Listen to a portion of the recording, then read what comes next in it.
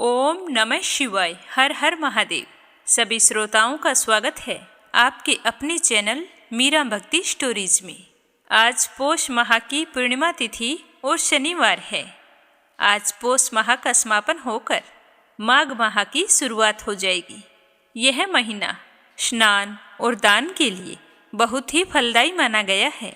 इस महीने नहाने के पानी में गंगा जल मिलाकर स्नान करें और उसके बाद माघ मास महात्म्य को सुनने से हमें अक्षय पुण्य फलों की प्राप्ति होती है।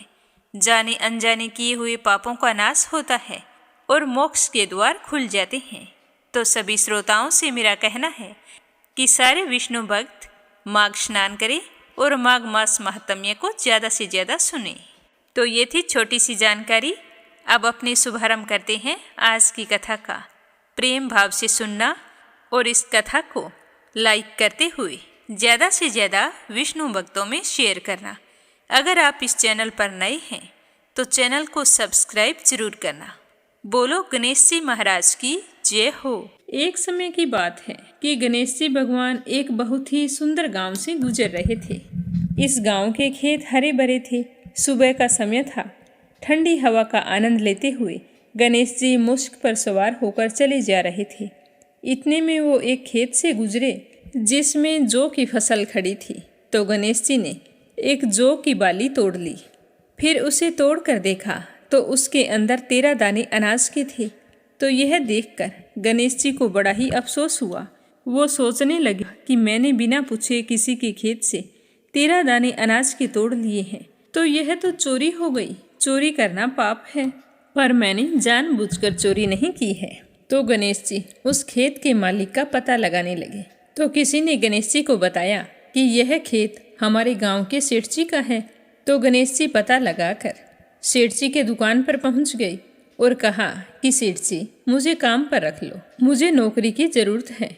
तो सेठ जी को काम वाले की ज़रूरत थी। तो सेठ जी ने उसे काम पर रख लिया। तो गणेश जी कहने लगे कि मैं आपके यहाँ 12 साल नौकरी करूँगा। तो सेठ जी ने कहा कि कोई बात नहीं, जब तक तुम्हारी इच्छा हो तुम नौकरी कर सकते हो। तुम यह बताओ तुम्हारा नाम क्या है। तो गणेश जी भगवान कहने लगे कि मेरा नाम तो गणेश है। फिर गणेश जी तो सेठ जी के यहाँ नौकरी पर लग गए। घर का सारा काम करते और समय मिलते ही खेत में काम करने के लिए चले जाते। तो सेठ जी यह देखकर बहुत ही खुश होते कि यह लड़का कितना सच्चा और ईमानदार है। काश मेरे इस तरह का एक बेटा होता। क्योंकि सेठ जी के संतान नहीं थी, इसीलिए सेठ और सेठानी बड़े ही दुखी रहा करते थे। पर सेठ जी तो गणेश जी को अपने पुत्र के समान ही प्यार करते थे। एक दिन की बात है कि सेठानी लघु शंका के लिए गई और आकर राख से हाथ धोने लगी। तो यह देखकर गणेश जी ने सेठानी का हाथ पकड़ लिया और मिट्टी से हाथ धुलवा दिया। तो यह देखकर सेठानी को बहुत ही गुस्सा आया। जाकर सेठ जी से शिकायत की और कहा कि कैसा नौकर रखा है, उसने आज मेरा हाथ पकड़ लिया और आप पता नहीं उसकी किस बात की इतनी तारीफ करते रहते हो कि वो ईमानदार है, सच्चा है। तो सेठानी की बात सुनकर सेठ जी ने गणेश जी को बुलाया और पूछा कि बेटा गणेश, सेठानी सच बोल रही है क्या? तूने इनका हाथ पकड़ लिया, ऐसा क्यों किया? तो गणेश जी ने हाथ जोड़कर कहा कि सेठ जी, मैंने तो हाथ पकड़कर बस इतना ही कहा था कि राख से हाथ मत धोवो, क्योंकि राख से हाथ धोने पर लक्ष्मी नाराज होकर चली जाती है और मिट्टी से हाथ धोएं तो लक्ष्मी लौट आती है। तो सेठ जी सोचने लगे कि गणेश ठीक कह रहा है, इसमें कोई गलत बात नहीं है। जो कुछ भी किया हमारी भलाई के लिए किया है। ऐसा करते करते कई दिन बीत गए। थोड़े दिनों बाद कुंभ का मेला आया। तो सेठानी सेठ जी से कहने लगी कि सेठ जी, मुझे तो कुंभ के मेले में स्नान करने जाना है। तो सेठ जी कहने लगे कि मुझे तो समय नहीं है, दुकान संभालनी होती है, फिर खेत जाना होता है। यह सोचते हुए उन्होंने गणेश को आवाज़ दी और कहा कि बेटा गणेश, तुम ऐसा करो, सेठानी जी को कुंभ के मेले में स्नान करवा के लाओ। तो सेठ जी की आज्ञा पाकर गणेश सेठानी को लेकर कुंभ के मेले में चला गया।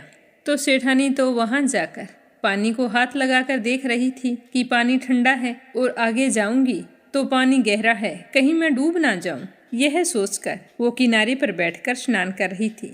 तो गणेश जी ने उनका हाथ पकड़ा और आगे ले जाकर डुबकी लगवाकर घर ले आए।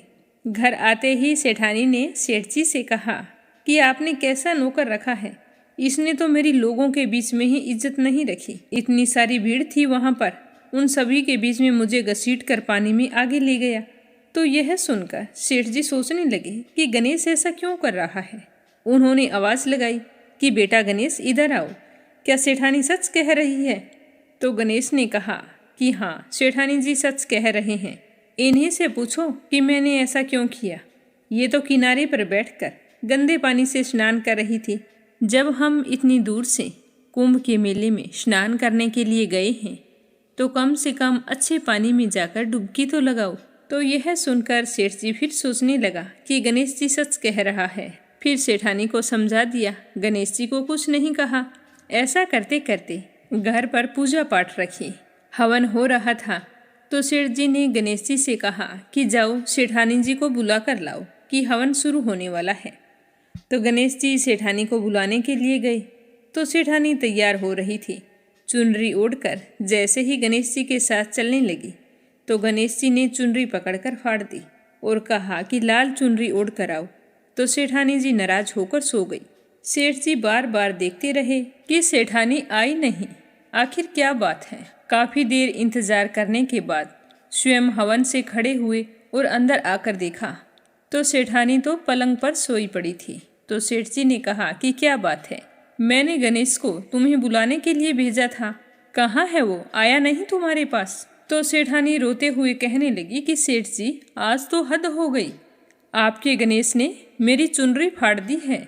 अब भी तुम यही कहोगे कि गणेश ने यह भी सही किया है। तो यह सुनते ही सेठ जी को बहुत ही गुस्सा आया और गुस्से में गणेश जी को आवाज़ लगाई। तो सेठ जी की आवाज़ सुनकर गणेश जी दौड़े दौड़े आए और कहने लगे कि सेठ जी क्या बात है। तो सेठ जी गणेश जी को डांटने लगे और कहा कि गणेश तूने आज तो हद ही कर दी, अपनी सेठानी की चुनरी फाड़ दी, तुमने ऐसी हरकत क्यों की, मुझे बताओ। तो गणेश जी कहने लगे कि सेठ जी, सेठानी जी काली चुनरी ओढ़कर हवन में बैठने वाली थी, तो काले वस्त्र कभी भी पूजा पाठ में नहीं पहने जाते, इसीलिए मैंने लाल चुनरी ओढ़ने के लिए कहा था। काला वस्त्र पहनने से कोई भी शुभ काम सफल नहीं होता। तो सेठ जी फिर सोचने लगे कि गणेश जी है तो समझदार। फिर सेठानी को समझा बुझाकर हवन के लिए ले गए। ऐसा करते करते कई महीनों बीत गए। गणेश जी की नौकरी के 12 वर्ष पूरे हो गए। तो एक दिन की बात है कि सेठ जी ने अपने घर पर गणेश भगवान की पूजा रखी। तो पूजा करने के लिए पंडित आया तो वह पूजा पाठ की सारी सामग्री तैयार करके कहने लगा कि सेठ जी मैं तो मूर्ति घर पर ही भूल आया हूँ, अब क्या करें। तो गणेश जी वहीं पर खड़े थे। वो कहने लगे कि मेरे को ही मूर्ति बनाकर विराजमान कर लो, आपके सारे काम सफल हो जाएंगे। तो गणेश जी के इतना कहते ही सेठ जी को बहुत ही गुस्सा आया और वो बोले कि अब तक तो तुम सेठानी से मजाक करते थे, अब तुम मुझसे ही मजाक करने लग गए। तो गणेश जी बोले कि नहीं सेठ जी, मैं मजाक नहीं कर रहा हूँ, मैं तो सच बोल रहा हूँ। इतना कहकर गणेश जी ने अपना असली रूप धारण कर लिया। तो गणेश जी का यह रूप देखकर सेठ, सेठानी और पंडित हैरान हो गए। तो गणेश जी ने हंसकर कहा कि जल्दी से पूजा समाप्त करो। तो पूजा पाठ शुरू की गई। पूरे विधि विधान से गणेश जी की पूजा की। जैसे ही पूजा समाप्त हुई तो गणेश जी तो अंतर ध्यान हो गए। सेठ और सेठानी को बड़ा ही अफसोस होने लगा। उन्होंने कहा कि हमारे पास आज तक गणेश जी रहते रहे और हम उनसे काम करवाते रहे, हमें तो पता ही नहीं था कि ये गणेश जी भगवान हैं। अब ये पाप कैसे उतरेगा, हमने उनसे कितना काम करवाया है। तो सेठानी कहने लगी कि आपने तो काम ही करवाया था, मैंने तो गणेश जी भगवान को ना जाने कितनी डांट लगाई है। तो गणेश जी भगवान मुझसे तो ज़रूर नाराज़ हो गए होंगे, अब हमें क्या करना चाहिए। तो इस तरह अफसोस करते करते सेठ और सेठानी सो गए। तो गणेश जी ने सेठ जी के सपने में आकर कहा कि आप इस तरह दुखी होकर क्यों सोए हो, मैंने तुम्हारे यहाँ कोई काम नहीं किया, क्योंकि 12 साल पहले मैंने आपके खेत से जौ की बाली तोड़ी थी, उसी का कर्ज चुकाने के लिए तुम्हारे घर पर काम कर रहा था। तुम्हें अफसोस करने की कोई ज़रूरत नहीं है, मैं तो अपने चोरी का दोष उतारने के लिए आपके यहाँ आया था। आपके साथ रहकर मुझे बहुत ही अच्छा लगा।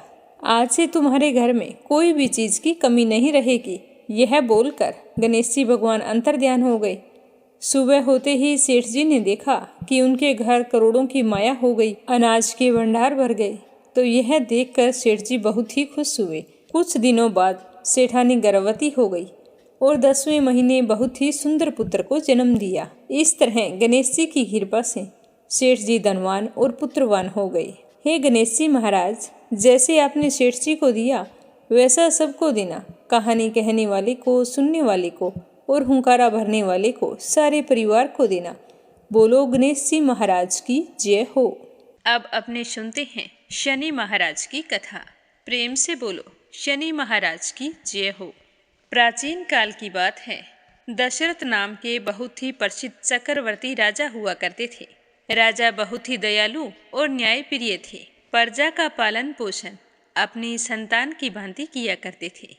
राजा के कार्य से राज्य की प्रजा बहुत ही सुखी जीवन यापन कर रही थी। सर्वत्र सुख और शांति का माहौल था। इसी तरह समय बड़ा ही अच्छे से गुजर रहा था। तभी वहाँ पर एक दिन ज्योतिषियों ने देखा कि कृत्तिका नक्षत्र के अंतिम चरण में शनि है। तो राजा से कहने लगे कि राजन, शनि तो कृत्तिका नक्षत्र के अंतिम चरण में है और अब यह शनि रोहिणी नक्षत्र का भेदन कर जाएगा, जिसे रोहिणी संकट भेदन भी कहा जाता है। तो राजा ने कहा कि इससे क्या होता है, मुझे इसके बारे में मालूम नहीं। तो राजा की बात सुनकर ज्योतिष कहने लगे कि शनि का रोहिणी में जाना देवताओं और असुर दोनों के लिए ही कष्टकारी और भय प्रदान करने वाला होता है तथा रोहिणी संकट भेदन से 12 वर्ष तक अत्यंत दुखदायी अकाल भी पड़ता है, तो इससे प्रजा भी परेशान होती है।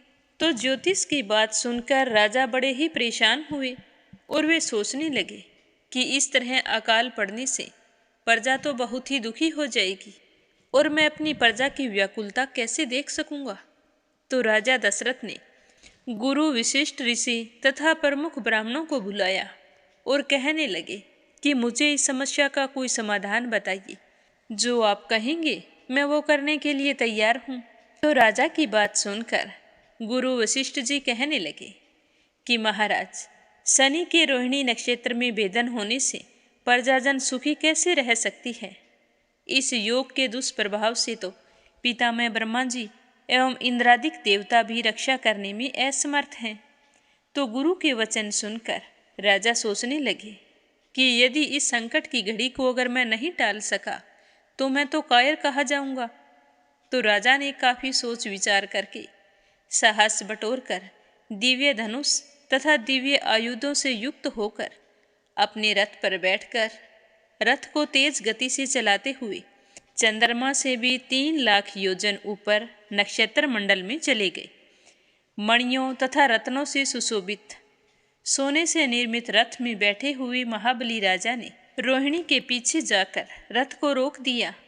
श्वेत अश्वों से युक्त और ऊंची ऊंची ध्वजाओं से सुशोभित मुकुट में जड़े हुए बहुमूल्य रत्नों से प्रकाशमान राजा दशरथ उस समय आकाश में दूसरे सूर्य की तरह चमक रहे थे।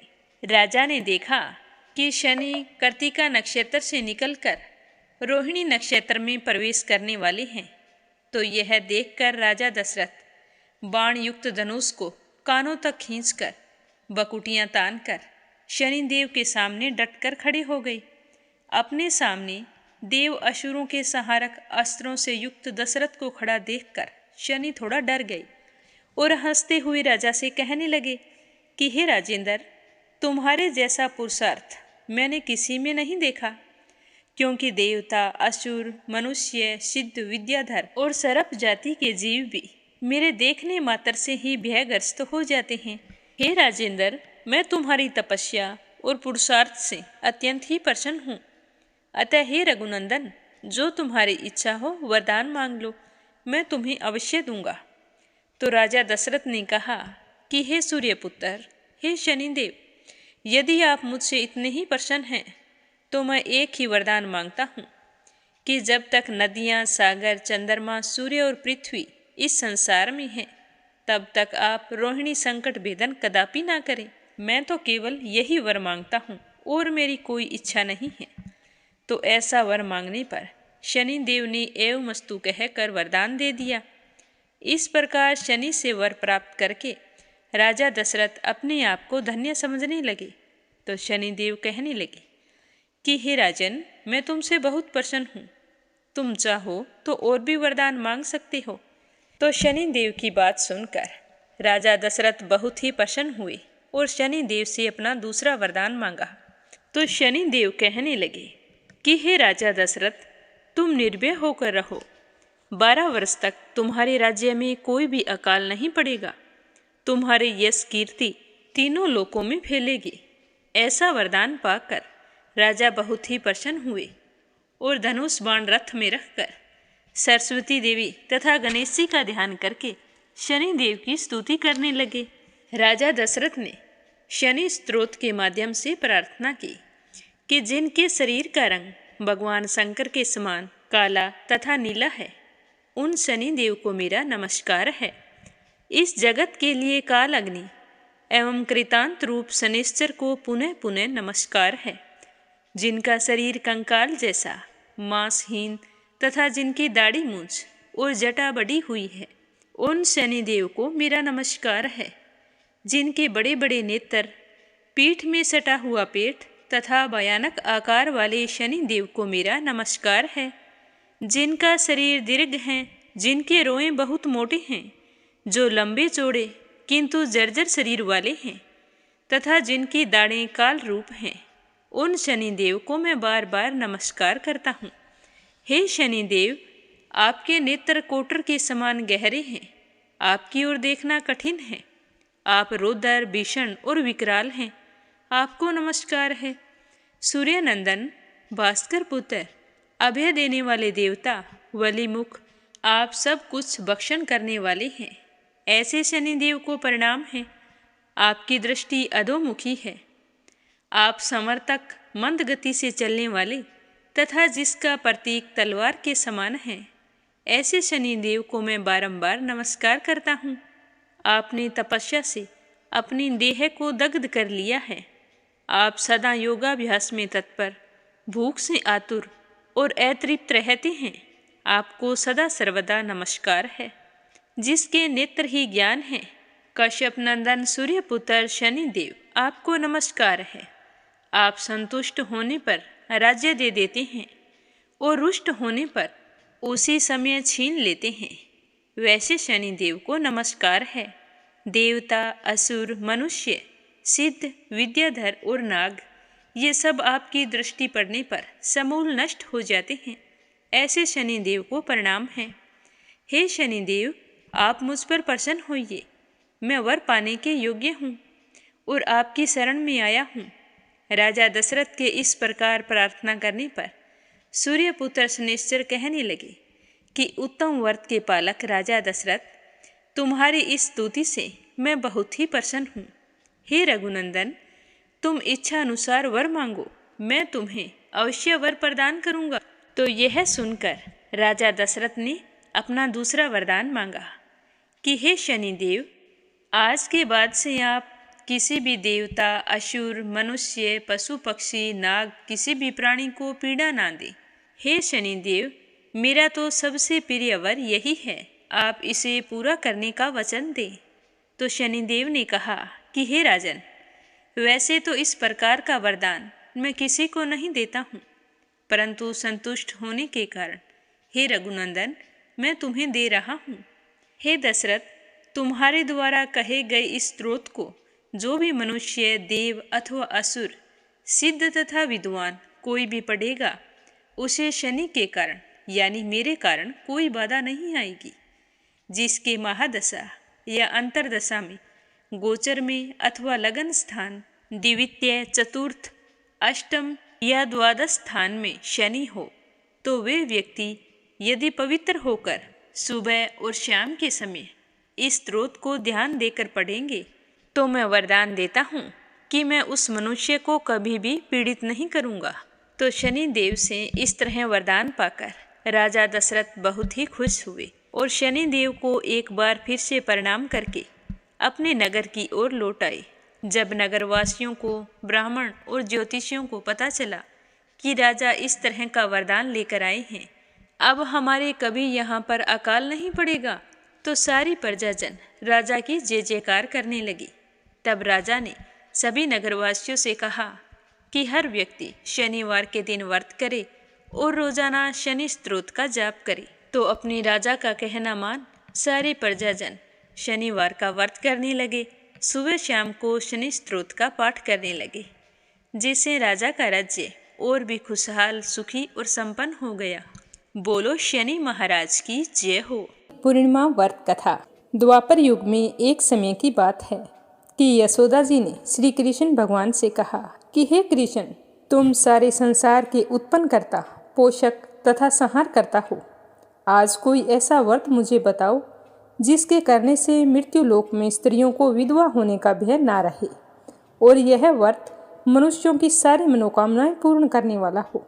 तो यशोदा की बात सुनकर श्री कृष्ण कहने लगे कि हे माता, तुमने अति सुंदर प्रश्न किया है।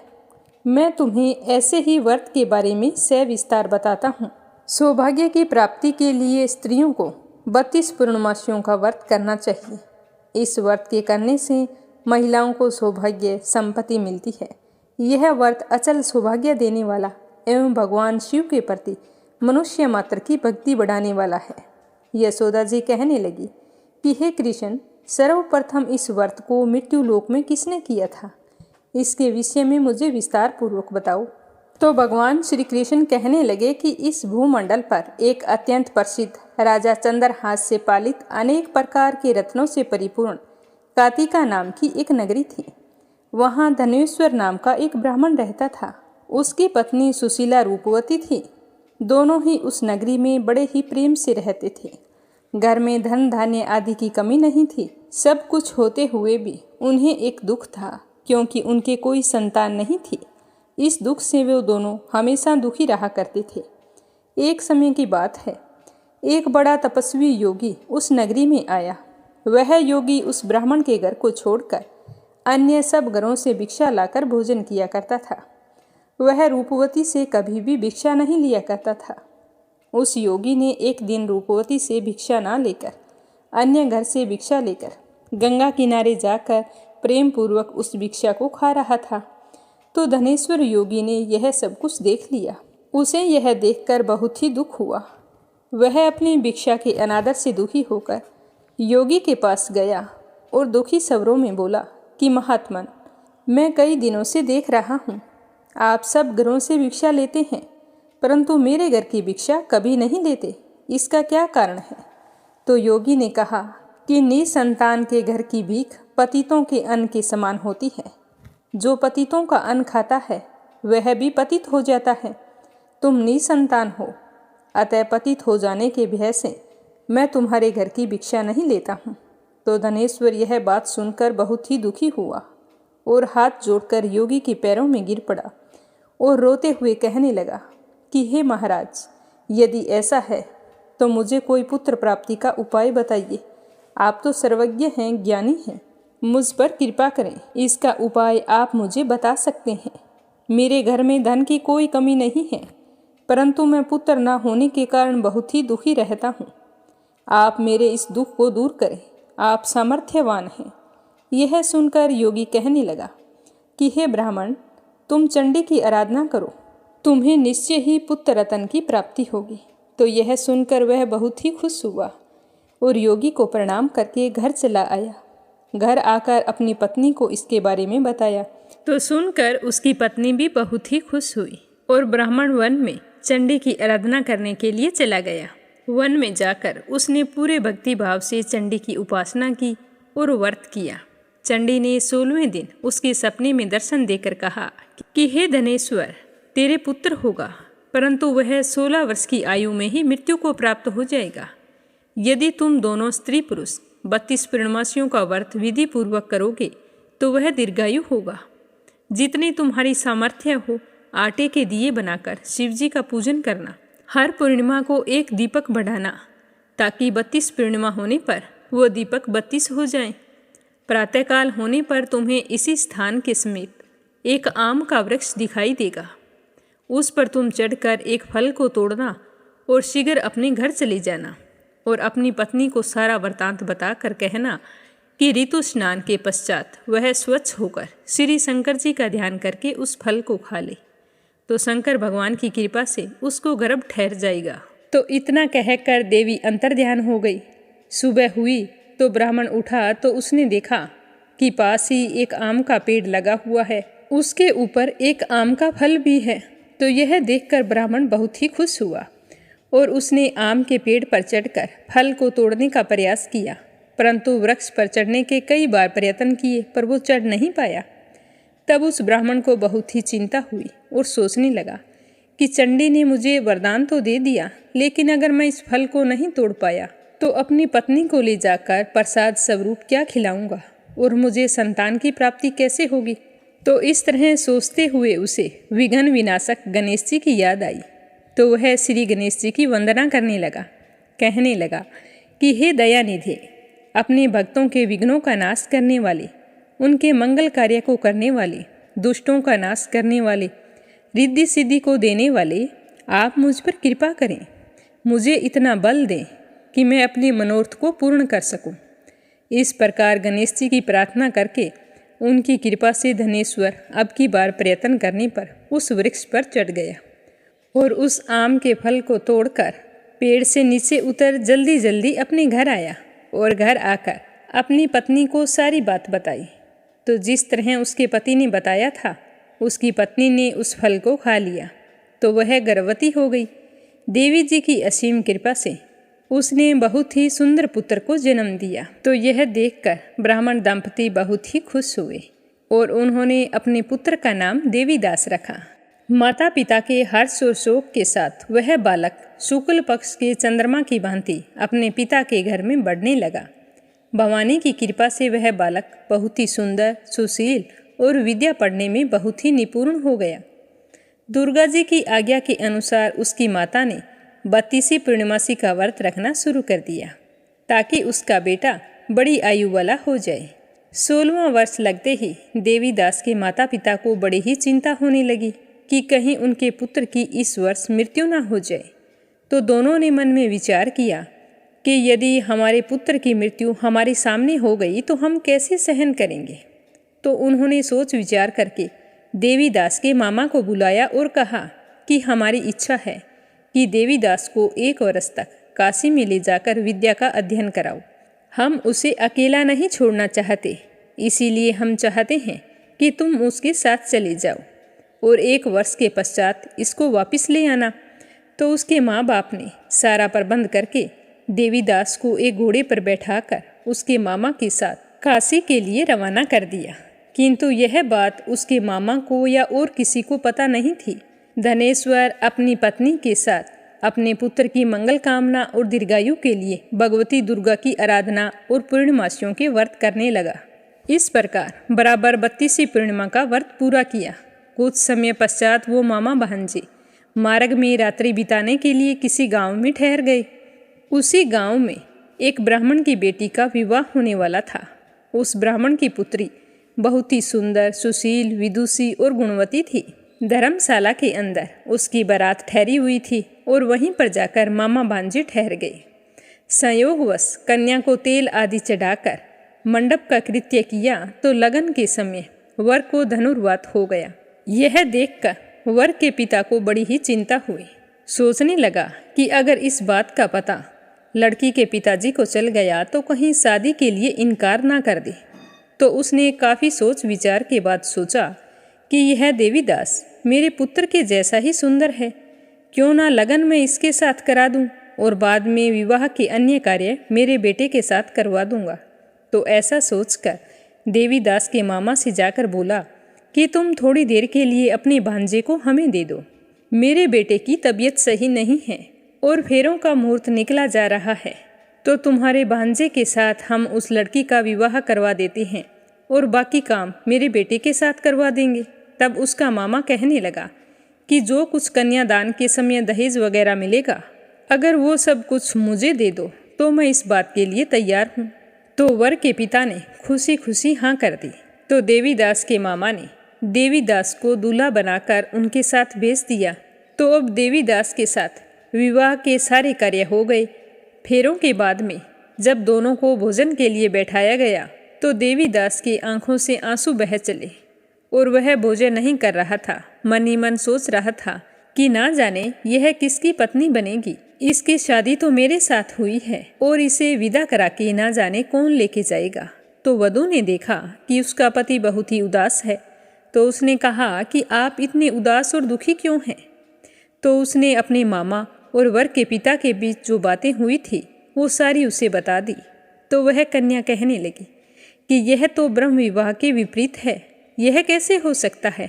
देव, ब्राह्मण और अग्नि के सामने मैंने आपको अपना पति माना है, तो इसीलिए आप मेरे पति हैं और मैं आपकी ही पत्नी बनकर रहूंगी।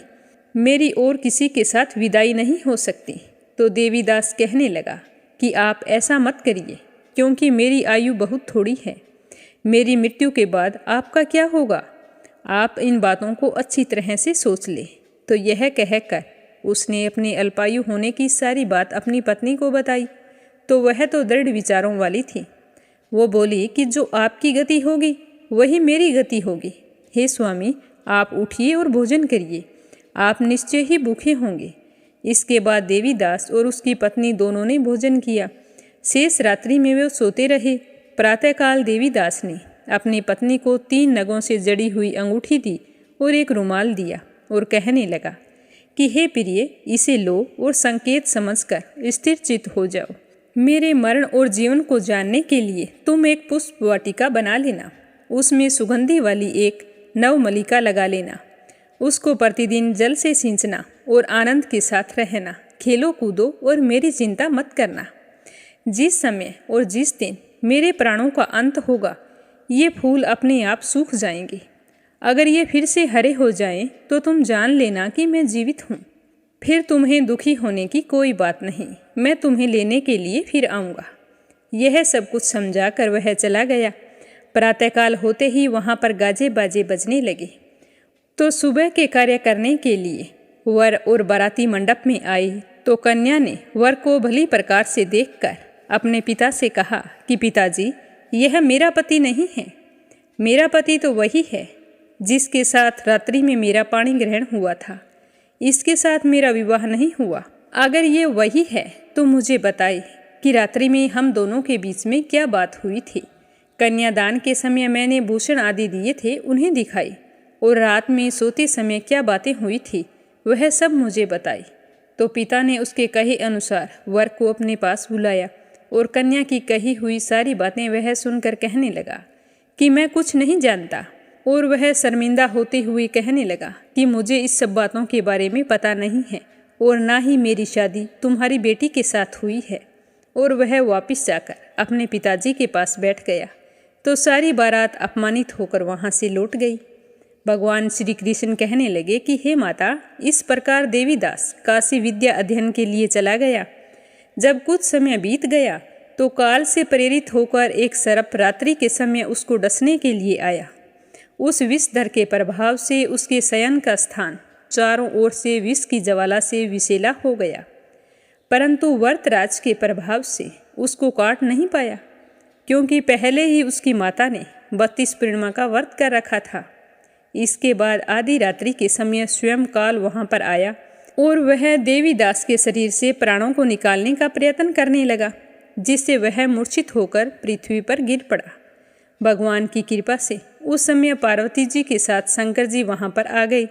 उसको मूर्छित देखकर पार्वती जी ने भगवान शंकर से कहा कि हे महाराज, इस बालक की माता ने तो पहले ही 32 पूर्णिमा का व्रत किया है, जिसके प्रभाव से हे भगवान आप इसे प्राण दान करें।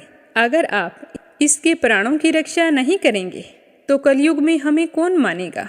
तो पार्वती के कहने पर भक्त वत्सल भगवान शिव जी ने उसको प्राण दान दे दिया। पूर्णिमा व्रत के प्रभाव से काल को भी पीछे हटना पड़ा और देवीदास स्वस्थ होकर बैठ गया। उधर उसकी पत्नी काल की प्रतीक्षा किया करती थी।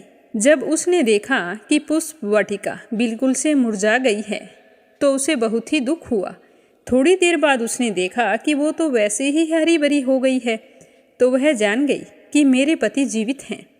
तो यह देखकर वो बहुत ही प्रसन्न हुई और अपने पिताजी से कहने लगी कि पिताजी, मेरे पति जीवित हैं, आप उनको ढूंढिए। जब 16वां वर्ष व्यतीत हो गया तो देवीदास भी अपने मामा के साथ काशी से वापस चल पड़ा। इधर उसके ससुर उसे ढूंढने के लिए घर से निकलने ही वाले थे कि वो दोनों मामा भांजी वहाँ पर आ गए। उनको आया देखकर उसका ससुर बहुत ही खुश हुआ और उन दोनों को बड़ी ही प्रसन्नता के साथ अपने घर में ले गया और ले जाकर अपनी बेटी को आवाज़ लगाने लगा कि बेटा देखो कौन आया है। तो अपने पति को सकुशल आया देखकर ब्राह्मण की बेटी बहुत ही खुश हुई। तो उसी समय उस नगर के सारे निवासी वहाँ पर इकट्ठे हो गए और कहने लगे कि हाँ, इसी के साथ तुम्हारी कन्या का विवाह हुआ था। उन सब ने देवीदास को पहचान लिया। सारे नगरवासी बहुत ही खुश हुए और कहने लगे कि भला हुआ जो हमारा जवाई आ गया है, अब हम बड़ी ही खुशी से इसकी विदाई करेंगे। तो उस दिन सारे नगरवासियों ने पूरी खुशियाँ मनाई। कुछ दिन देवीदास वहाँ पर रुका और उसके बाद अपनी पत्नी और मामा को लेकर अपने ससुर के घर से बहुत सारे उपहार आदि लेकर अपने घर के लिए रवाना हो गया। जब वह अपने घर के निकट पहुंचा तो गांव के लोगों ने जैसे ही उसे देखा तो उसके घर जाकर उसके माता पिता से कहने लगे कि तुम्हारा पुत्र अपनी पत्नी के साथ आ रहा है। तो नगरवासियों के कहने पर पहले तो उन्हें विश्वास नहीं हुआ, लेकिन सारे लोग एक ही बात कहने लगे तो उन्हें बड़ी ही हैरानी हुई। थोड़ी ही देर में देवीदास आकर अपने माता पिता के चरणों में अपना सर रखकर प्रणाम करके कहने लगा कि हे माँ बाबूजी, आपके ही आशीर्वाद से मैं आज पुनः जीवित होकर आया हूँ। तो पीछे पीछे उसकी पत्नी भी आ गई। उसने भी अपने सास ससुर के चरणों को स्पर्श किया। तो देवीदास के माता पिता यह देखकर बहुत ही खुश हुए और अपने पुत्र और पुत्रवधू को अपने हृदय से लगा लिया और दोनों की आंखों से प्रेम के आंसू बह चले। अपने पुत्र और पुत्रवधू के आने की खुशी में धनेश्वर ने बड़ा भारी उत्सव मनाया और ब्राह्मणों को भी बहुत सारी दान दक्षिणा देकर उन्हें खूब प्रसन्न किया। फिर चारों खुशी खुशी से रहने लगे। देवीदास की पत्नी भी पूर्णिमा के व्रत करने लगी। तो इस तरह कथा सुनाकर श्री कृष्ण जी कहने लगे कि हे यशोदा मैया, इस प्रकार धनेश्वर 32 पूर्णिमाओं व्रत के प्रभाव से पुत्रवान हो गया। जो भी स्त्रियां इस व्रत को करती है वे जन्म जन्मांतर तक विधवा होने का दुख नहीं भोगती और सदैव सौभाग्यवती रहती है। यह मेरा वचन है, इसमें कोई संदेह नहीं है। यह व्रत पुत्र पुत्रों को देने वाला तथा संपूर्ण मनोकामनाओं को पूर्ण करने वाला है। 32 पूर्णिमा के व्रत करने से व्रती की सारी इच्छाएं भगवान शिव जी की कृपा से पूर्ण हो जाती है और वह सुखी और संपन्न रहता है। तो ये थी पूर्णिमा के व्रत में सुनी जाने वाली कथा। अब अपने सुनते हैं सत्यवान की कहानी। एक समय की बात है, किसी नगर में दादी पोती रहा करती थी। दोनों हर रोज सत्यवान की कहानी कहती। वह एक लोटे में जल भरकर फूल रखकर कहानी कहती और सत्यवान का नाम लेती हुई अर्घ्य देती थी। समय के साथ पोती बड़ी हो गई। जब उसका विवाह हुआ और वह ससुराल जाने लगी, तब उसकी दादी ने उसे एक लोटा दिया जिसमें जल भरकर कुछ फूल डाल दिए और कहा कि बेटा, इसके अलावा मेरे पास देने के लिए कुछ भी नहीं है। सच में उस बुढ़िया के पास देने के लिए कुछ नहीं था। तो पोती कहने लगी कि दादी, कोई बात नहीं, मुझे तो आपका आशीर्वाद चाहिए, वो आपने दे दिया है। तो वह उस लोटे को लेकर अपने ससुराल की ओर चल पड़ी। रास्ते में सोचती जा रही थी कि ससुराल में पहुंचते ही सारे पूछेंगे कि दहेज में क्या लेकर आई है। ये तो कुछ भी नहीं लेकर आई, तो मैं क्या जवाब दूंगी। इसी तरह सोचती हुई जा रही थी तो सत्य भगवान ने सोचा कि ये छोटी सी थी, तब से मेरी पूजा पाठ बड़े ही नियम से कर रही है, तो मुझे इसका कष्ट मिटाना चाहिए। तो बीच रास्ते में पहुंची तो वह अपने पति से कहने लगी कि मुझे तो सत्यवान भगवान की कहानी सुननी है। तो वहाँ पर रुक गई। उसने सत्यवान भगवान की कहानी सुनी और फिर अर्घ्य दिया, जिससे हीरे मोती और गहनों का भंडार जमा हो गया। वो सारे गहने हीरे मोती लेकर पति पत्नी वहाँ से चल पड़े। जैसे ही वो ससुराल पहुँची तो गांव वाले उनके घर गए और कहने लगे कि तुम्हारी बहू तो खूब सारा धन लेकर आ रही है, न जाने कितने ही बड़े घर में शादी की है आपने अपने बेटे की। तो उस बहू के सास ससुर सोच रहे थे कि शायद गांव वाले मजाक कर रहे हैं, इतना कुछ तो नहीं था उनके पास। हमने तो उस लड़की के संस्कार देखकर हमारे बेटे की शादी वहाँ की थी, तो उसकी पत्नी कहने लगी कि तुम जाओ पड़ोस में कुछ दाल और मूंग उधार लेकर आओ, हमें बहू के लिए खाना तो बनाना होगा, आज हमारे घर में तो कुछ बनाने के लिए है ही नहीं। तो उसका पति जल्दी से पड़ोस में गया और कुछ दाल और मूंग उधार लेकर आ गया। इतने में उसके बेटे बहू आ पहुँचे। तो बहू ने आते ही अपने सास और ससुर के चरण स्पर्श किए और अपनी सासू माँ से कहने लगी कि माँ जी, इस लोटे के जल से आप रसोई बनाना। तो उसकी सास ने अपनी बहू के हाथ से वह लोटा ले लिया और रसोई में गई। तो जैसे ही उसने दाल बनाई तो भगोना भर गया, चावल बनाए तो कढ़ाई भर गई, रसोई में अनेक प्रकार के व्यंजन तथा मिठाइयाँ भर गई। यह सब कुछ देखकर उसकी सास बहुत ही हैरान हुई और अपनी बहू से कहने लगी कि बेटा, भोजन तैयार हो गया है, तुम भोजन कर लो, चलते चलते थक गई होगी, कितना सफ़र तय करके आई है। तो वो कहने लगी कि नहीं माँ जी, पहले ससुर जी को भोजन करवाओ और बाद में अपने बेटे को भोजन कराओ, फिर अपने दोनों साथ बैठकर भोजन करेंगी। पर भोजन करने से पहले मैं सत्यवान की कहानी कहूँगी, उसी के बाद भोजन करूँगी, ये तो मेरा नियम है।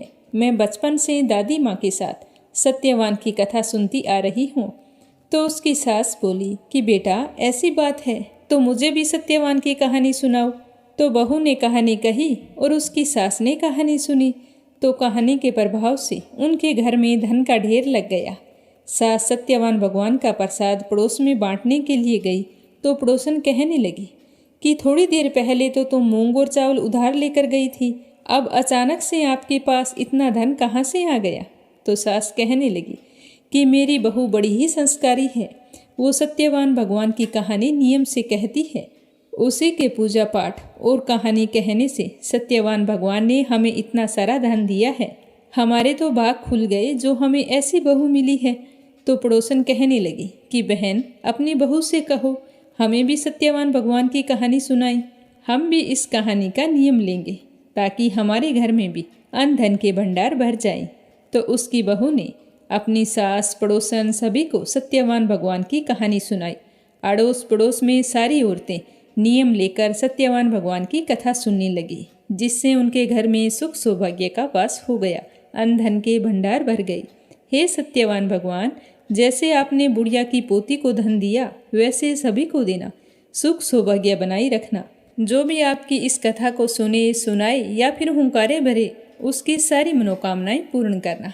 बोलो विष्णु भगवान की जय हो। अब अपने सुनते हैं भागवत कथा का आगे का अध्याय। प्रेम भाव से सुनते रहिए। बोलो श्री हरि विष्णु भगवान के अनंत स्वरूपों की जय हो।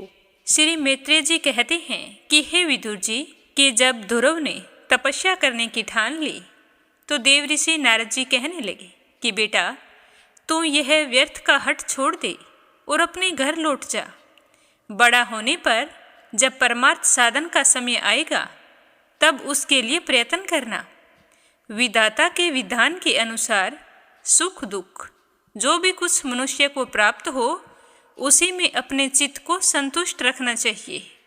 इस तरह करने वाला मनुष्य मोहमयी संसार से पार हो जाता है।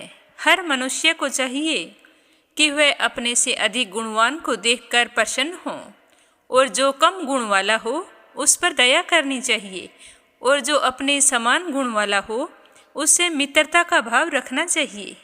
इस तरह करने से उसे कभी दुख दबा नहीं सकते। तो देवऋषि नारद जी की बात सुनकर ध्रुव कहने लगा कि हे भगवान, सुख दुख से जिनका चित्त चंचल हो जाता है, उन लोगों के लिए आपने कृपा करके शांति का यह बहुत ही अच्छा उपाय बतलाया है, परंतु मुझ जैसे अज्ञानियों की दृष्टि यहाँ तक नहीं पहुँच पाती। इसके सिवा मुझे घोर क्षत्रिय स्वभाव प्राप्त हुआ है, अतः मुझ में विनय का प्राय अभाव ही रहेगा।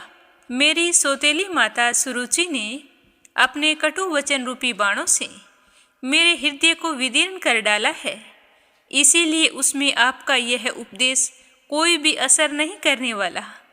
हे ब्राह्मण देव, मैं उस पद पर अधिकार प्राप्त करना चाहता हूँ जो त्रिलोकी में सबसे श्रेष्ठ है तथा जिस पर मेरे बाप दादा और दूसरे कोई भी आरूढ़ ना हो सके हैं। आप मुझे उसकी प्राप्ति का कोई अच्छा सा मार्ग बतलाइए क्योंकि मैं वापस तो नहीं लौट सकता। मैंने जो सोच लिया है उसे मैं पूरा करके दिखाऊंगा। मैं कुछ ऐसा करना चाहता हूँ जिससे मेरी माता को अपने आप पर और मुझ पर गर्व हो। मैं मेरी माता को हर वो सम्मान दिलाना चाहता हूँ जिससे वो आज तक वंचित रही है। हे भगवान, आप पितामह ब्रह्मा जी के पुत्र हैं और संसार के कल्याण के लिए ही वीणा बजाते सूर्य की भांति त्रिलोकी में विचरा करते हैं। इस तरह बताते हुए श्री मैत्रेय जी कहने लगे कि ध्रुव की बात सुनकर भगवान नारद जी बड़े ही प्रसन्न हुए और उस पर कृपा करके इस प्रकार उपदेश देने लगे। नारद जी ने कहा कि हे बेटा ध्रुव, तेरी माता सुनीति ने तुम्हें जो कुछ बताया है वही तेरे लिए परम कल्याण का मार्ग है।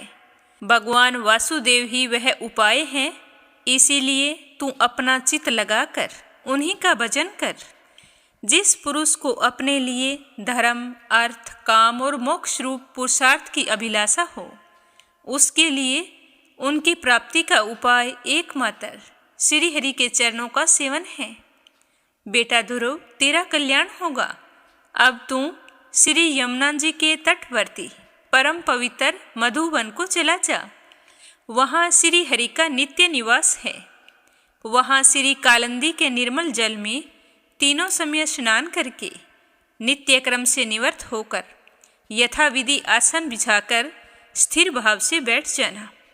फिर रेचक, पूरक और कुंभक 3 प्रकार के प्राणायाम से धीरे धीरे प्राण, मन और इंद्रिय के दोषों को दूर कर धैर्य युक्त मन से परम गुरु श्री भगवान जी का इस प्रकार ध्यान करना। भगवान के नेत्र और मुख निरंतर प्रसन्न रहते हैं।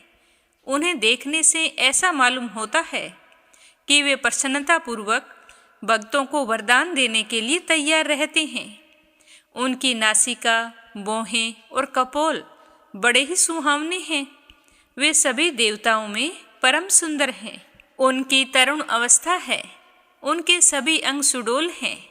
लाल लाल होठ और रत्नारे नेत्र हैं। वे परिणत जनों को आश्रय देने वाले अपार सुखदायक, शरणागत वत्सल और दया के समुद्र हैं। उनके वक्ष स्थल में श्री वत्स का चिन्ह है। उनका शरीर सजल जलधर के समान श्याम वर्ण है। वे परम पुरुष श्याम सुंदर गले में वनमाला धारण किए हुए हैं और उनकी 4 भुजाओं में शंख, चक्र, गदा एवं पदन सुशोभित हैं। उनके अंग प्रत्यंग किरीट, कुंडल, केयूर और कंकण आदि आभूषणों से विभूषित है। गले में कौस्तुभ मणि उनकी शोभा बढ़ा रही है तथा शरीर में रेशमी पीतांबर है। उनके कटी प्रदेश में कांचन की करधनी और चरणों में स्वर्णमयी नूपुर सुशोभित है। भगवान का स्वरूप बड़ा ही दर्शनीय, शांत तथा मन और नयनों को आनंदित करने वाला है। इस तरह जो लोग प्रभु का मानस पूजन करते हैं, उनके अंतःकरण में वे हृदय कमल की कर्णिका पर अपने नख मणिमंडित मनोहर पादार बिंदों को स्थापित करके विराजते हैं। इस प्रकार धारणा करते करते जब चित्त स्थिर और एकाग्र हो जाए, तब उन वरदायक प्रभु का मन ही मन इस प्रकार ध्यान करना कि वे मेरी ओर अनुराग भरी दृष्टि से निहारते हुए मंद मंद मुस्कुरा रहे हैं। भगवान की मंगलमयी मूर्ति का इस प्रकार निरंतर ध्यान करने से मन शीघ्र ही परमानंद में डूबकर तल्लीन हो जाता है और फिर वहाँ से नहीं लौटता है। बेटा ध्रुव, इस ध्यान के साथ जिस परम गोपनीय मंत्र का जप करना चाहिए वह भी मैं तुम्हें बतलाता हूँ। ध्यान पूर्वक सुनना। इसका 7 रात लगातार जप करने से मनुष्य आकाश में विचरने वाले सिद्धों का दर्शन कर सकता है और वह मंत्र है ओम नमो भगवते वसुदेवाय। किस देश और किस काल में कौन वस्तु उपयोगी है, इसका विचार करके बुद्धिमान पुरुष को इस मंत्र के द्वारा तरह तरह की सामग्रियों से भगवान की द्रव्य में पूजा करनी चाहिए। प्रभु का पूजन विशुद्ध जल, पुष्पमाला जंगली मूल और फल आदि, पूजा में विहित दुर्वा आदि अंकुर, वन में ही प्राप्त होने वाले वल्कल वस्त्र और उनकी प्रेयसी तुलसी से करना चाहिए। यदि शिला आदि की मूर्ति मिल सके तो उसमें, नहीं तो पृथ्वी या जल आदि में ही भगवान की पूजा करनी चाहिए। सर्वदा संयत चित्त, मननशील, शांत और मौन रहना चाहिए तथा जंगली फल मूल का ही प्रेमित आहार करना चाहिए। इसके सिवा पुण्य कीर्ति श्री हरि अपनी माया के द्वारा अपनी ही इच्छा से अवतार लेकर जो मनोहर चरित्र करने वाले हैं, उनका मन ही मन चिंतन करते रहना। प्रभु की पूजा के लिए जिन जिन उपचारों का विधान किया गया है, उन्हें मंत्र मूर्ति श्री हरि को द्वादक्षर मंत्र के द्वारा ही अर्पण करना चाहिए। इस प्रकार जब हृदय स्थित हरि का मन, वाणी और शरीर से भक्तिपूर्वक पूजन किया जाता है, तब वे निश्चल भाव से भली भांति भजन करने वाले अपने भक्तों के भाव को बढ़ा देते हैं और उन्हें उनकी इच्छा के अनुसार धर्म, अर्थ, काम अथवा मोक्ष रूप कल्याण प्रदान करते हैं। यदि उपासक को इंद्रिय संबंधी भोगों से विराग्य हो गया है, तो वह मोक्ष प्राप्ति के लिए अत्यंत भक्तिपूर्वक अविच्छिन्न भाव से भगवान का भजन करे। तो श्री नारद जी से इस प्रकार का उपदेश पाकर ध्रुव ने परिक्रमा करके उन्हें प्रणाम किया और फिर उसके बाद भगवान के चरण चिन्हों से अंकित परम पवित्र मधुवन की यात्रा की। ध्रुव के तपोवन की ओर चले जाने पर देव ऋषि नारद जी ध्रुव के पिता महाराज उत्तानपाद के महल में पहुँचे तो राजा ने उनके यथा योग्य उपचारों से पूजा की। तब उन्होंने आराम से आसन पर बैठकर राजा से पूछा कि हे राजन, तुम्हारा मुख इस तरह सूखा हुआ क्यों है? मैं कुछ देर से देख रहा हूँ कि आप कोई सोच विचार में पड़े हैं। तुम्हारे धर्म, अर्थ और काम में से किसी में कोई कमी तो नहीं आ गई है? तो देव ऋषि नारद जी की बात सुनकर राजा उत्तानपाद कहने लगे कि हे नारद जी, मैं बड़ा ही स्त्रीण और निर्दयी हूँ। मैंने अपने 5 वर्ष के नन्हे से बच्चे को उसकी माता के साथ घर से निकाल दिया। हे मुनिवर, वह बड़ा ही बुद्धिमान था। वह मुझसे अपना प्यार पाना चाहता था जिसका वह अधिकारी था। पर मुझ मूर्ख को देखो, मैं कितना अज्ञानी हूँ कि पिता होकर भी अपने पुत्र से स्नेह नहीं कर सका। छोटा सा मासूम बच्चा ना जाने कहाँ होगा, उसका कमल सा मुख भूख से कुम्हला गया होगा और वह थक कर कहीं रास्ते में पड़ा होगा। हे ब्राह्मण, उस असहाय बच्चे को वन में कहीं भेड़िए खा गए तो मैं क्या करूँगा? मुझ जैसा निर्दयी पिता तो शायद ही कोई हो। मैं इतना निर्दयी कैसे हो गया? और मैं अपनी स्त्री का गुलाम हूँ। मेरी कुटिलता देखो। वह बालक तो बड़े प्रेम से मेरी गोद में बैठना चाहता था, किंतु मुझ दुष्ट ने उसका तनिक भी आदर नहीं किया और उसकी सौतेली माँ ने उसे कितने कटु वचन कहे। मैं उन्हें चुपचाप सुनता रहा, ना तो उसे बोलने से रोका और ना अपने बेटे को हृदय से लगाया। मैं तो पिता कहलाने का भी अधिकारी नहीं हूँ। इस तरह कहते हुए राजा उत्तानपाद की आंखों में आंसू आ गए। तो सारी बात सुनकर देवऋषि नारद जी कहने लगे कि हे राजन, तुम अपने बालक की चिंता मत करो। उसके रक्षक तो भगवान स्वयं हैं। तुम्हें उसके प्रभाव का पता नहीं है। उसका यश सारे जगत में फैल रहा है। वह बालक बड़ा ही समर्थ है। जिस काम को बड़े बड़े लोकपाल भी नहीं कर सके, उसे वह पूरा करके शीघ्र ही तुम्हारे पास लौट आएगा और उसके कारण तुम्हारा यश खूब फैलेगा। तुम्हें इस तरह निराश होने की कोई आवश्यकता नहीं है। तो इस तरह बताते हुए श्री मैत्री जी कहने लगे कि देवऋषि नारद जी की बात सुनकर महाराज उत्तानपाद राजपाट की ओर से उदासीन हो गए और निरंतर अपने पुत्र ध्रुव की चिंता में ही रहने लगे। और उधर ध्रुव मधुवन में पहुंचकर यमुना में स्नान किया और उस रात्रि पवित्रता पूर्वक उपवास करके श्री देवऋषि नारद जी के उपदेश अनुसार एकाग्र चित्त से परम पुरुष श्री नारायण की उपासना आरंभ कर दी। उन्होंने 3-3 रात्रि के अंतर से शरीर निर्वाह के लिए केवल कैथ और बेर के फल खाकर ही श्री हरि की उपासना करते हुए 1 महीना व्यतीत किया। दूसरे महीने में उन्होंने सूखा घास और पत्ते खाकर भगवान का भजन किया। तीसरा महीना 9 दिन पर केवल जल पीकर समाधि योग के द्वारा श्री हरि की आराधना करते हुए बिताया और चौथे महीने में उन्होंने श्वास को जीतकर 12 दिन के बाद केवल वायु पीकर ध्यान योग द्वारा भगवान की आराधना की और 5वां महीना लगने पर राजकुमार ध्रुव श्वास को जीतकर पर ब्रह्मा का चिंतन करते हुए एक पैर से खंबे के समान निश्चल भाव से खड़े हो गए। उस समय उन्होंने शब्द आदि विषय और इंद्रियों के नियामक अपने मन को सब ओर से खींच लिया तथा हृदय स्थित श्री हरि के स्वरूप का चिंतन करते हुए चित्त को किसी दूसरी ओर नहीं जाने दिया। जिस समय उन्होंने महत आदि संपूर्ण तत्वों के आधार तथा प्रकृति और पुरुष के भी अधीश्वर पर ब्रह्मा की धारणा की, उस समय उनके तेज को ना सह सकने के कारण तीनों लोक कांप उठे। जब राजकुमार ध्रुव एक पैर से खड़े हुए तब उनके अंगूठे से दबकर आधी पृथ्वी इस तरह झुक गई जैसे किसी गजराज के चढ़ जाने पर नाव डगमगाने लगती है। ध्रुव अपने इंद्रिय द्वार तथा प्राणों को रोककर अनन्य बुद्धि से विश्व आत्मा श्री हरि का ध्यान करने लगे। इस प्रकार उनकी समष्टि प्राण से अभिन्नता हो जाने के कारण सभी जीवों का श्वास पर श्वास रुक गया।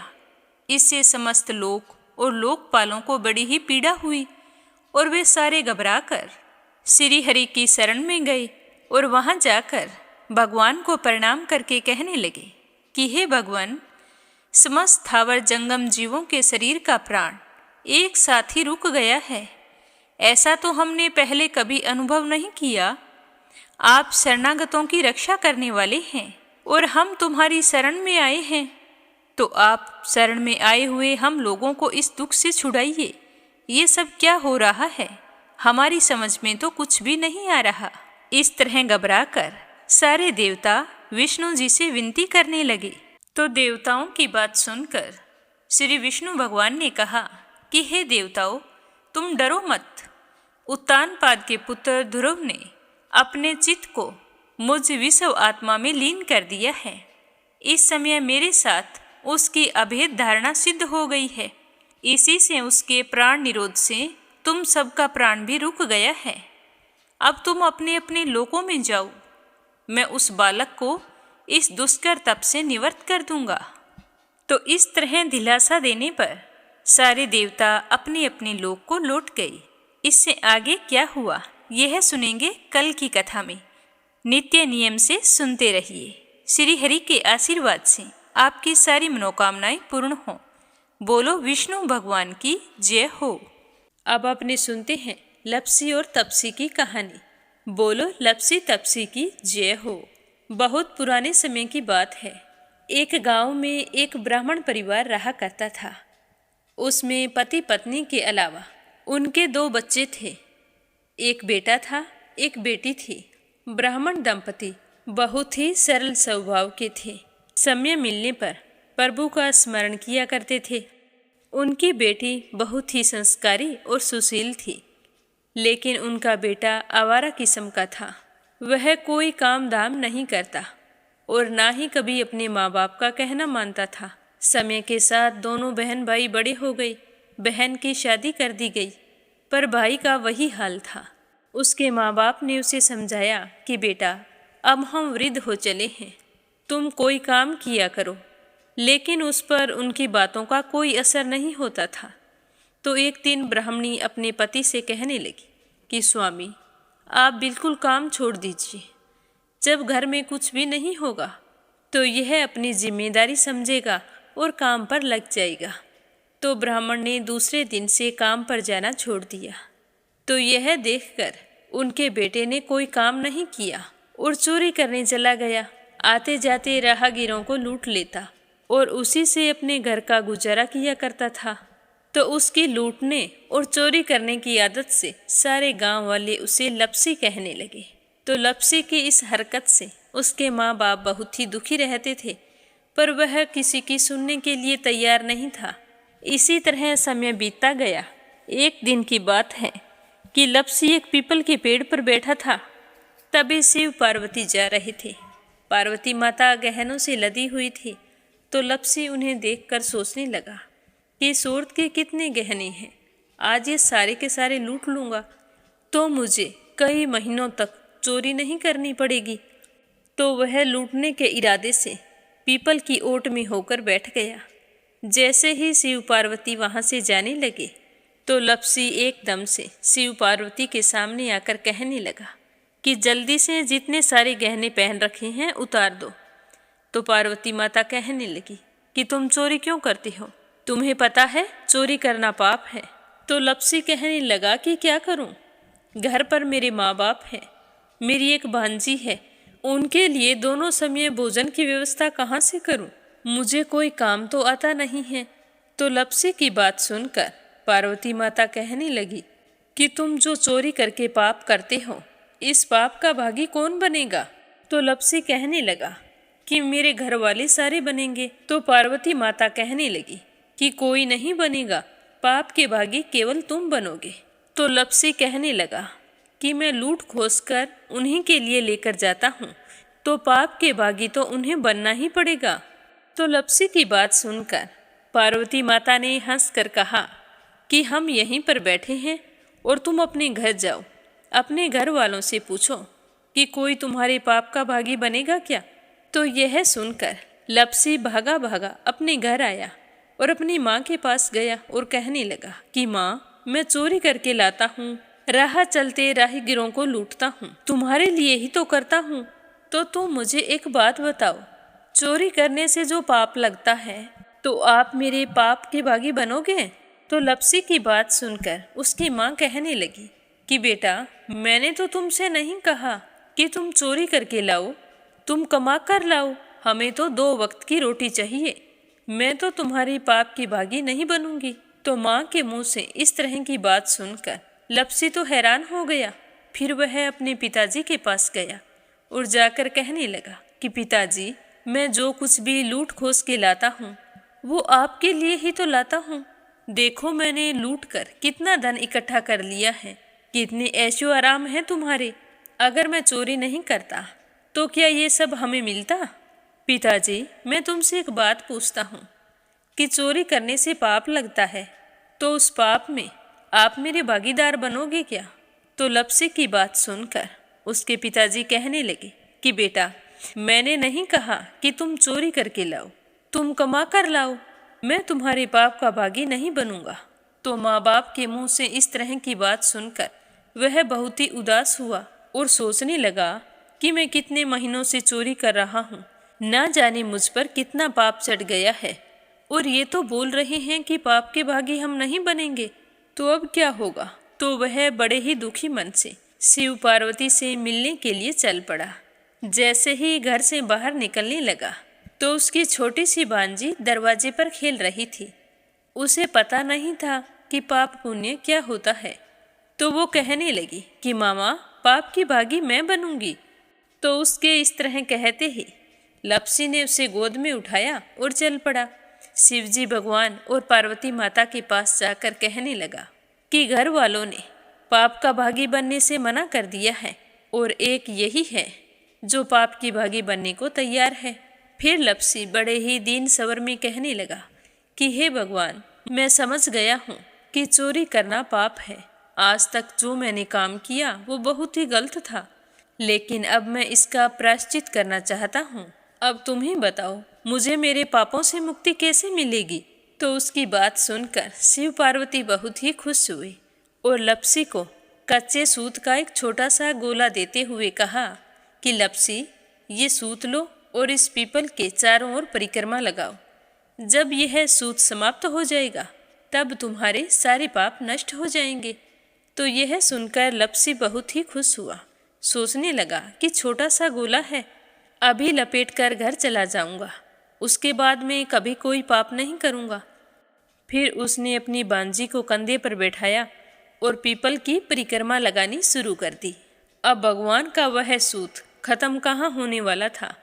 लपसी चक्कर लगाता गया पर वह सूत खत्म नहीं हुआ। चक्कर लगाते लगाते 1 महीने, 6 महीने, साल, पूरे 12 साल बीत गए पर वह सूत खत्म नहीं हुआ। 12 साल बाद एक बार फिर शिव पार्वती जी वहाँ से गुजर रहे थे तो पार्वती माता ने कहा कि स्वामी चलो लपसी को चलकर देखते हैं। तो शिव जी कहने लगे, वो चोरी करने वाला, लूटने वाला कब का चला गया होगा। तो पार्वती माता कहने लगी कि नहीं स्वामी, चलकर देखने में क्या जाता है, चलो एक बार देखते हैं। तो शिव पार्वती जी जैसे ही पीपल वृक्ष के पास आए तो देखा कि लपसी तो अब भी चक्कर लगा रहा है। वहाँ चारों ओर गहरी खाई हो गई है और लपसी की बड़ी बड़ी दाढ़ी, मूंछें, नाखून बढ़ गए हैं। तो यह देखकर पार्वती माता ने कहा कि देखो स्वामी, आप तो कह रहे थे कि वो कब का ही चला गया, देखो इसके मन में सच्ची भक्ति है। तो पार्वती की बात सुनकर शिवजी ने कहा कि चलो अभी देख लेता हूँ। तो यह कहकर शिवजी ने एक सोने का कड़ा लपसी के आगे फेंक दिया। तो लपसी ने झट से उसके ऊपर पैर कर लिया। फिर अचानक से उसका ध्यान शिव पार्वती जी की ओर गया तो वो हाथ जोड़कर कहने लगा कि भगवान, अब तो मेरे पाप समाप्त हो गए होंगे, आप मुझे यहाँ से जाने की आज्ञा दीजिए, आपका यह सूत अभी तक खत्म नहीं हुआ है। तो शिवजी भगवान ने कहा कि तुम्हारे पाप कर्म भी अभी तक पूरे नहीं हुए हैं। तो शिवजी की बात सुनकर लपसी कहने लगा कि भगवान, मुझे पूरे 12 वर्ष हो गए हैं आपकी भक्ति करते करते और अब भी आप मुझ पर शक कर रहे हैं। तो शिवजी ने कहा कि अपना पैर उठाओ। तो जैसे ही लपसी ने अपना पैर उठाया तो उसके पैर के नीचे सोने का कड़ा था। तो यह देखकर लपसी शर्मिंदा हो गया और कहने लगा कि प्रभु, गलती हो गई, मुझे माफ़ करो, आगे से मैं ऐसी गलती कभी नहीं करूँगा। तो शिवजी कहने लगे कि नहीं लपसी, तुम्हारा पाप ऐसे पूरा नहीं हो सकता, अब तुम्हें 12 वर्ष तक और इसी तरह परिक्रमा करनी होगी, उसी के बाद तुम्हारे पाप समाप्त होंगे। यह कहकर शिव पार्वती वहाँ से चले गए और वह फिर से पीपल के पेड़ की परिक्रमा करता रहा। करते करते 12 साल बीत गए। 12 साल बाद में शिव पार्वती जी वहाँ पर आए तो उन्होंने देखा कि आज भी वो वहीं पर चक्कर लगा रहा है। तो शिवजी ने फिर उसके सामने सोने की अंगूठी फेंकी पर उसने कोई ध्यान नहीं दिया। तो शिवजी भगवान प्रसन्न होकर कहने लगे कि हे लपसी, आज से तुम मेरी तपस्या करके तपसी बन गए हो। मैं तुम्हें वरदान देता हूँ कि तुम अपने जीवन में सारे सुखों को प्राप्त करेगा और तूने 24 बरस तक मेरी भक्ति की है, इसका फल भी तुझे अवश्य मिलेगा। जो भी औरत गाय और कुत्ते की रोटी नहीं बनाएगी उसका पुण्य फल तुम्हें मिलेगा। आंगन लीप कर दहलीज नहीं लीपेगी तो उसका पुण्य फल भी तुझे ही मिलेगा। अगर हमारे घर की बहन बेटी को हम सूट, तीवल या साड़ी भेंट स्वरूप देते हैं तो साथ में मोली का धागा और कुछ रुपए नहीं देंगे तो उसका पुण्य फल भी तुम्हें ही मिलेगा। अगर कोई दिए से दिया जलाएगा तो उसका पुण्य फल भी तुम्हें ही मिलेगा। अगर व्रत और पूजा पाठ में सारी कहानी सुन ले और तुम्हारी कहानी ना सुने तो उसका पुण्य फल भी तुम्हें ही मिलेगा। कहा जाता है कि तभी से सुबह पहली रोटी गाय की और सुबह की अंतिम रोटी छोटी बनाई जाती है और शाम को अंतिम रोटी बड़ी बनाई जाती है जो कुत्ते की होती है। और दिए से दिया भी नहीं जलाया जाता और घर की बहन बेटियों को सूट और तीवल के साथ भेंट स्वरूप कुछ रुपए भी जरूर दिए जाते हैं। और उसी दिन से हर व्रत कथा के बाद में लपसी तपसी की कहानी जरूर सुनी जाती है और कथा समाप्त होने पर कहा जाता है कि लपसी का फल लपसी को मिले, तपसी का फल तपसी को मिले। हमारी पूजा पाठ का, हमारे व्रत का और हमारी कहानी का पुण्य फल हमें मिले। बोलो लपसी तपसी की जय हो। तो ये थी लपसी और तपसी की कहानी। लपसी तपसी 2 भाई नहीं थे, लपसी और तपसी एक ही आदमी का नाम था। लूट कर लाता था, इसीलिए उसे लपसी के नाम से पुकारते थे और फिर भगवान की तपस्या करने के कारण उसे तपसी के नाम से जाना जाने लगा। बोलो लपसी तपसी की जय हो। अब अपने सुनेंगे कथा सुनने वाले प्यारे श्रोताओं के नाम। तो आज का पहला कमेंट है संजय, सोनिया, हिताक्षी, दीपेश, मयंक हरियाणा से, और दूसरा है प्रोमिला रानी, विश्वास, सुधीर, राजेश, संजय कनाडा से, और तीसरा है राधा रोहिला दिल्ली से। इंदिरा तिवारी, शांति प्रसाद तिवारी, शुभांकित, दीपांकित, सुरभि, जया तिवारी, वैभवी, ऐश्वर्या तिवारी उत्तराखंड से। देवी सिंह, कार्तिक, पायल, सौम्या, उमा रघुवंशी गजबा सौदा से। आशा अग्रवाल, लड्डू, मोहित, अंकुर अग्रवाल आगरा से। लक्ष्मी, सुमित्रा, शिवराज हीरो, सोवा शर्मा पोखरा से। परमेश्वरी, रघुवीर सिंह दिल्ली से। श्रीमती शर्मा अलीगढ़ से। कमला गुरुग्राम से।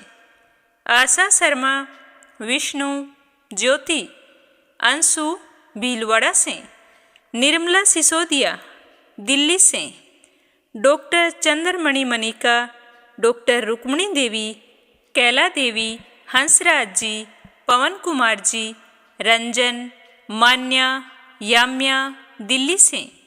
रजनी बड़ोला उत्तराखंड से।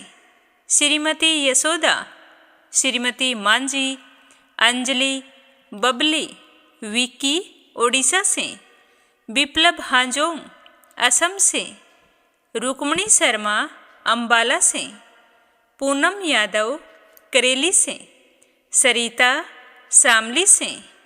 श्यामवती, सुषमा, विष्णु, कार्तिक, पूर्वी, रुपेश, गौरी, शिवम, निष्ठा हरियाणा से। उषा शर्मा राजस्थान से। संगीता अग्रवाल, कमला देवी अग्रवाल दुलिया महाराष्ट्र से।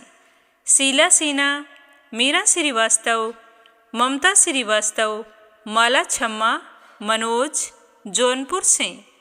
सीमा जोशी, रवि कुमार जोशी दिल्ली से। वंदना वर्मा इंदौर से। संजना राजपूत अहमदाबाद से। नेहा जायसवाल हैदराबाद से। सरला रानी करनपुर से। अनीता गुप्ता भरतपुर से।